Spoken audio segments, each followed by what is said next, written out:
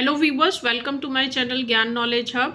In this video, we'll discuss the question answers of the chapter 3 questions. So let us start the video, but before that, if you are new on the channel, please subscribe it. And the summary of this chapter has already been uploaded on my channel. You can visit the channel and watch it. So the first question is, why was the king advised to go to the magicians? King को, राजा को क्यों advice किया गया, क्यों सलाह दी गई कि वो जादूगरों के पास चला जाए? The king wanted to know about the right time for doing something. Some wise man thought that to know the right time one must look into the future and only magicians were able to do that. So they advised the king to go to the magicians. तो king का आपको अगर question याद हो, first question यही था कि सही वक्त कौन सा होता है किसी भी काम को शुरू करने का. तो जो किंग के जो एडवाइज़र्स हैं उन्होंने ये एडवाइस किया कि अगर सही समय जानना है तो वो फ्यूचर जानने वालों से ही पता चल सकता है, जो कि मैजिशियंस होते हैं. So they advised him to go to the magicians to know his future so that he can know the right time to start something. Clear है answer? Next question. In answer to the second question, whose advice did the people say would be important to the king? अब second question जो था उसके answer में लोगों ने क्या बताया, किंग को क्या सलाह दी कि क्या इम्पोर्टेंट है. In answer to the second question, people said that the advice of counselors, priests, doctors or the soldiers would be important to the king. So this was the advice given by the people कि वो या तो counsellor से मिलने जाके या priest से या डॉक्टर से या सोल्जर से, यही वो लोग हैं जिनकी की बात सुननी चाहिए. What suggestions were made in the answer to third question? तो क्या suggestions दी गई थर्ड क्वेश्चन के लिए? थर्ड क्वेश्चन पहले तो देखिए था क्या. The third question was what was the most important thing to do? कौन सी सबसे ज़रूरी चीज़ है करने वाली? तो in the answer to this question, some people suggested that science was more important. Others believed that it was fighting, and some others believed that religious worship was the most important thing to do. तो कुछ लोगों के accordingly science जो है वो सबसे important थी, कुछ लोगों के अकॉर्डिंगली लड़ाई करना सबसे इम्पॉर्टेंट है, और तीसरा जो है कुछ लोगों के अकॉर्डिंगली जो पूजा करनी है, धार्मिक पूजा करनी है, रिलीजियस वर्शिप, वो सबसे इम्पॉर्टेंट है. Next question, question number 4. What did the wise men win the reward? Sorry, did the wise men win the reward? If not, why not? अब ये जितने भी वाइज लोग आए थे सलाह देने के लिए किंग को, क्या उनको कोई प्राइज़ मिला? अगर नहीं तो क्यों नहीं मिला? No, the wise men did not win the reward because their answers were quite different from each other. किसी का आंसर दूसरे से मैच नहीं हो रहा था, इसलिए किसी को भी प्राइज़ नहीं मिला. And more over the king was not satisfied with the answers. और सबसे बड़ी बात है कि किंग को किसी के आंसर्स पसंद ही नहीं आए, वो सेटिस्फाई नहीं हुआ उनके आंसर से. सो इसलिए किसी को भी रिवॉर्ड नहीं मिला. नेक्स्ट क्वेश्चन है, how did the king and the hermit help the wounded man? तो किंग और जो फ़कीर था, सेंट था, उन दोनों ने मिलके वुंडेड मतलब ज़ख्मी, उस ज़ख्मी आदमी का कैसे ट्रीटमेंट किया? The king washed the wound and covered it with his handkerchief. So king ने पहले तो जो उसका ज़ख्म था, वुंड था, उसको साफ़ किया, वॉश किया, और फिर उसने उसको अपने हैंकी के साथ कवर किया. He kept on dressing it until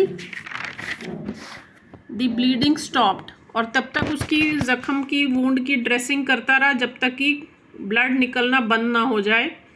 He also offered the man some water to drink. पानी भी दिया उसको पीने के लिए।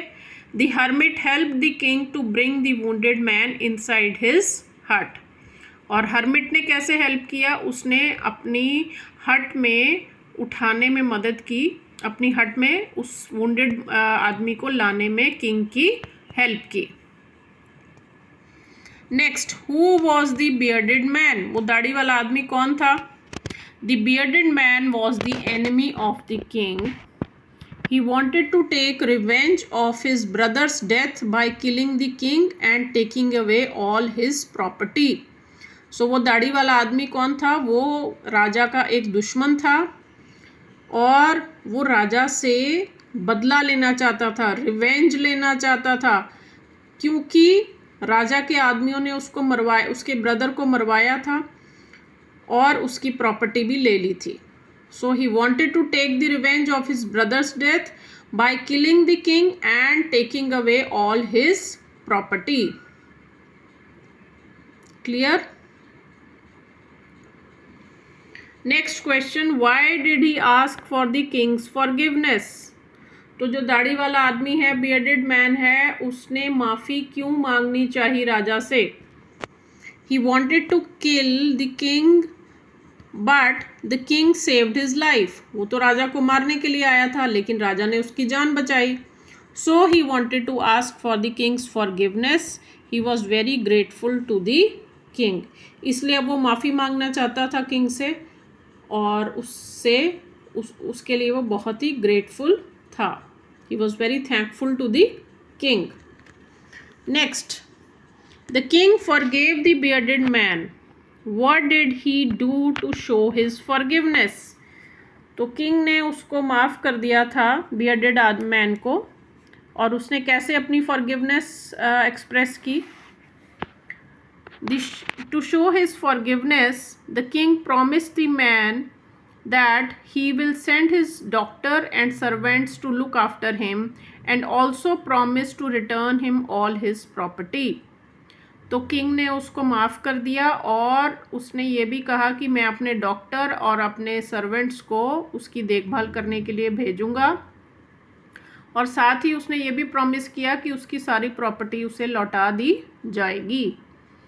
Next one is, what were the hermit's answers to the 3 questions? Write each answer separately. Which answer do you like the most and why? तो जितने भी वो हर्मिट के आंसर थे वो आपको एक एक करके एक्सप्लेन करना है और बाद में ये भी बताना है कि आपको उसमें से कौन सा आंसर बेस्ट लगा और क्यों। सो फर्स्ट क्वेश्चन क्या था? फर्स्ट क्वेश्चन ये था कि सबसे इम्पॉर्टेंट टाइम कौन सा है किसी काम को शुरू करने के लिए। So to the first question the hermit's answer was that the most important time is now, which means the present moment. तो हर्मिट के हिसाब से सबसे इम्पॉर्टेंट टाइम कोई भी काम शुरू करने के लिए कौन सा है? अभी का, प्रेजेंट का। So it is now, which means the present moment. Next question क्या था? नेक्स्ट क्वेश्चन ये था कि सबसे इम्पॉर्टेंट पर्सन कौन सा होता है जिसकी बात सुननी चाहिए? The most important person is the person we are with at a particular moment. हम जिसके साथ हैं वही हमारे लिए सबसे इम्पॉर्टेंट आदमी है। Because no one knows what will happen in the future and whether we will meet any one else. क्योंकि हमें नहीं पता आने वाले समय में क्या होगा, फ्यूचर में क्या होगा, और हम किसी और से मिलेंगे भी या नहीं। तो जो हमारे साथ अभी है, नाउ एट प्रेजेंट मोमेंट है, वही इंसान सबसे इम्पॉर्टेंट है। नेक्स्ट क्वेश्चन क्या था? द मोस्ट इम्पॉर्टेंट बिजनेस, सबसे ज़रूरी काम कौन सा है? The most important business is to do good to that person because we are sent into this world for that purpose alone.